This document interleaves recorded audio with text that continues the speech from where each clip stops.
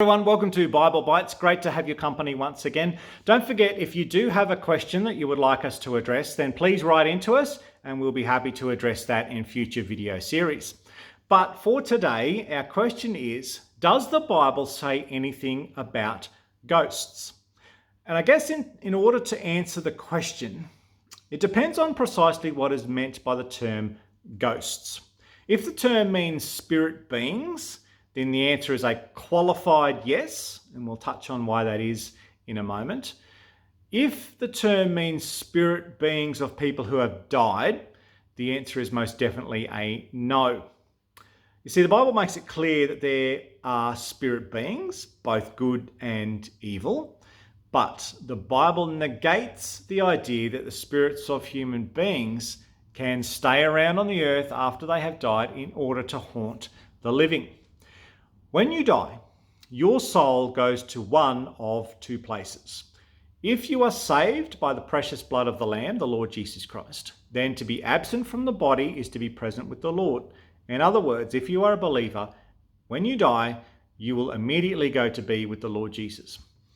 For the believer, unfortunately, the bad news for you is that upon your death, you will be sent to Hades, which is a remand centre for the unsaved, to await the great white throne judgment of the Lord Jesus, where you will be condemned to the lake of fire for all eternity. There is no in between. There is no possibility of remaining on earth in the form of a ghost to haunt others. Now, the Bible teaches very clearly that there are indeed spirit beings who can connect with and appear in our physical world, and the Bible identifies these beings as angels and demons.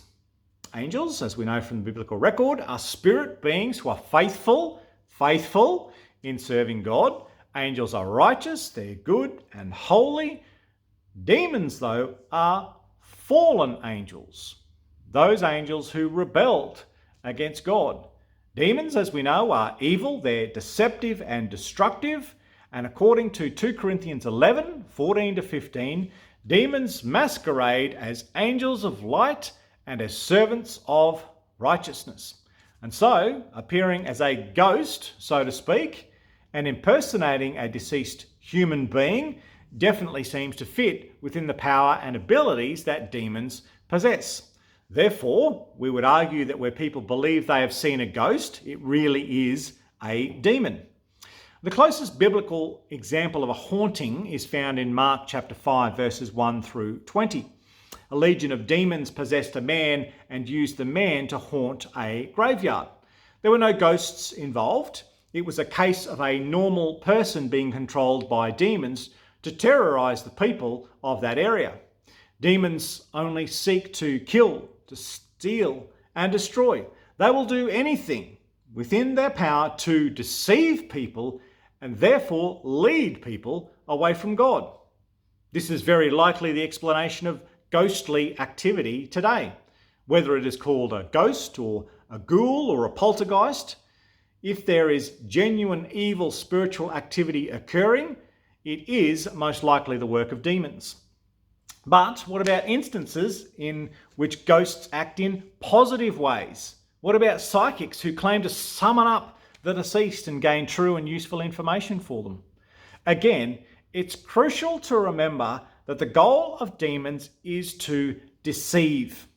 If the result is that people trust in a psychic instead of God, a demon is going to be more than willing to reveal true information, even good and true information, if from a source with evil motives, can be used to mislead, to corrupt, and destroy.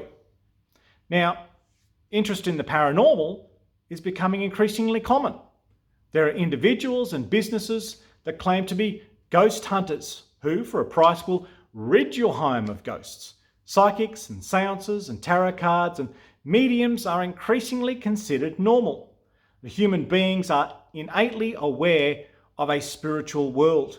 But sadly, instead of seeking the truth about the spirit world by communing with God and studying His Word, many people allow themselves to be led astray by the spirit world And the demons surely laugh at the spiritual mass deception that exists in the world today and keeps many from discovering who God is through his Son, Jesus Christ. So if you believe in ghosts, can I encourage you to put all of that aside, seek God, because anything else is out there to deceive you and to stop you from seeking God and having a relationship with him through his Son, Jesus Christ.